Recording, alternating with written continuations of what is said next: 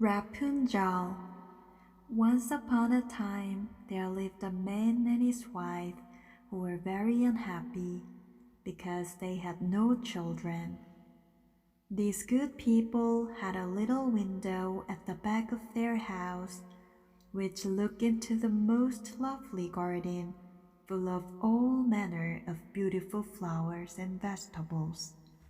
But the garden was surrounded by a high wall, and no one dared to enter it, for it belonged to a witch of great power who was feared by the whole world. One day, the woman stood at the window overlooking the garden, and saw there a bed full of the finest rampion. The leaves looked so fresh and green that she longed to eat them.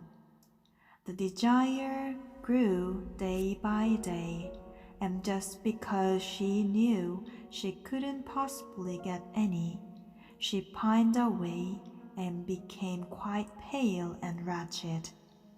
Then her husband grew alarmed and said, "What ails you, dear wife?" "Oh," she answered, "if I don't get some rampion to eat out of the garden behind the house, I know I shall die." The man who loved her dearly thought to himself, "Come, rather than let your wife die, you shall fetch her some rampion, no matter the cost." So at dusk he climbed over the wall into the witch's garden, and hastily gathering a handful of rampion leaves, he returned with them to his wife. She made them into a salad which tasted so good that her longing for the forbidden food was greater than ever. If she were to know any peace of mind, there was nothing for it but that her husband should climb over the garden wall again and fetch her some more. So at dusk over he got, but when he reached the other side, he drew back in terror, for there, standing before him, was the old witch. "How dare you," she said with a wrathful glance, "climb into my garden and steal my rampion like a common thief? You shall suffer for your foolhardiness." "Oh," he implored, "pardon my presumption. Necessity alone drove me to the deed. My wife saw your rampion from her window, and conceived such a desire for it that she would certainly have died if her wish had not been gratified." Then the witch's anger was a little appeased, and she said, "If it's as you say, you may take as much rampion away with you as you like, but on condition only, that you give me the child your wife will certainly bring into the world. All shall go well with it, and I will look after it like a mother." The man in his terror agreed to everything she asked, and as soon as the child was born, the witch appeared, and having given it the name of Rapunzel, which is the same as rampion, she carried it off with her. Rapunzel was the most beautiful child under the sun.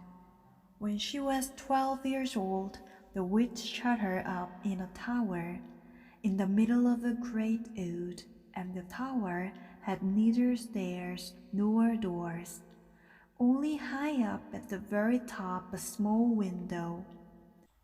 When the old witch wanted to get in, she stood underneath and called out, "Rapunzel, Rapunzel, let down your golden hair." For Rapunzel had wonderful long hair, and it was as fine as spun gold. Whenever she heard the witch's voice, she unloosed her plaits and let her hair fall down out of the window about 20 yards below, and the old witch climbed up by it. After they had lived like this for a few years, it happened one day that a prince was riding through the wood and passed by the tower. As he drew near it, he heard someone singing so sweetly that he stood still, spellbound, and listened. It was Rapunzel in her loneliness, trying to while away the time by letting her sweet voice ring out into the wood. The prince longed to see the owner of the voice, but he sought in vain for a door in the tower. He rode home, but he was so haunted by the song he had heard that he returned every day to the wood and listened.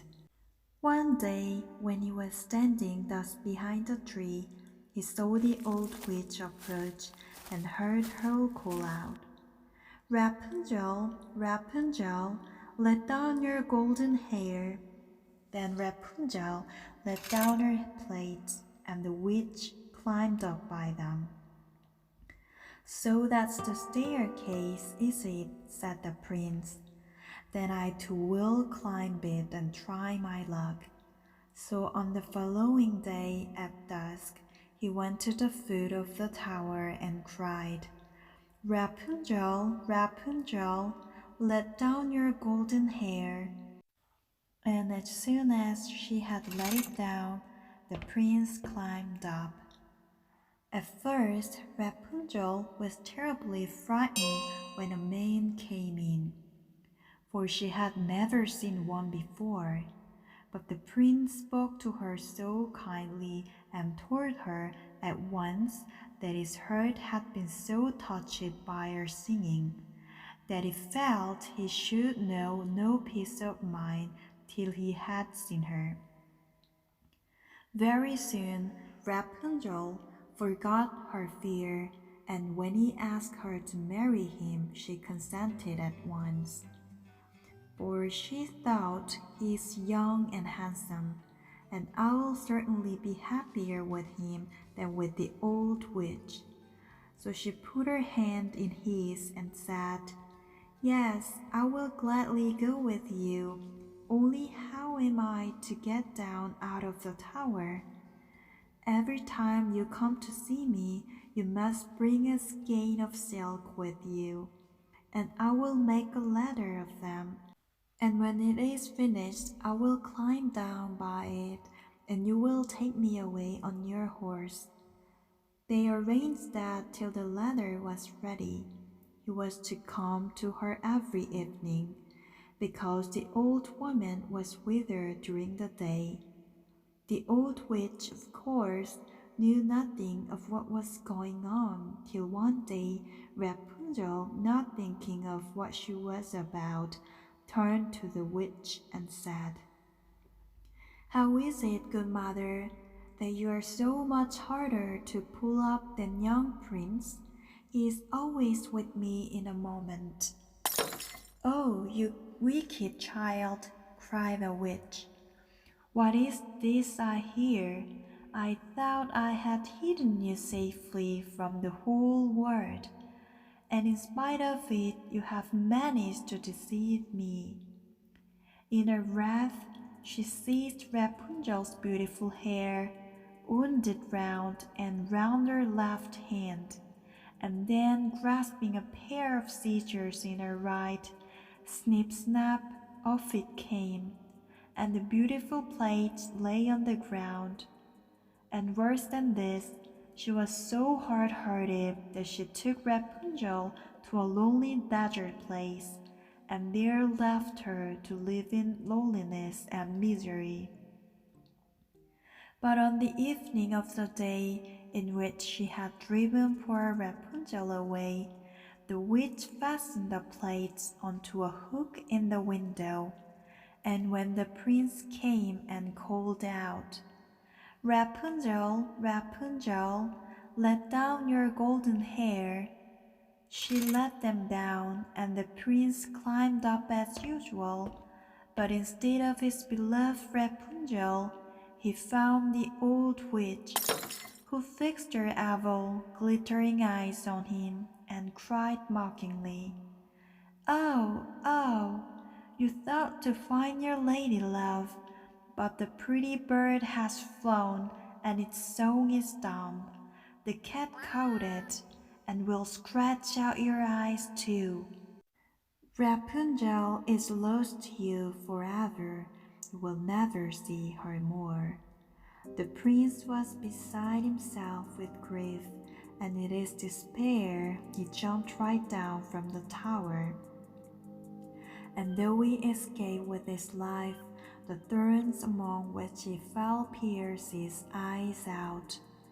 Then he wandered, blind and miserable, through the wood, eating nothing but roots and berries, and weeping and lamenting the loss of his lovely bride.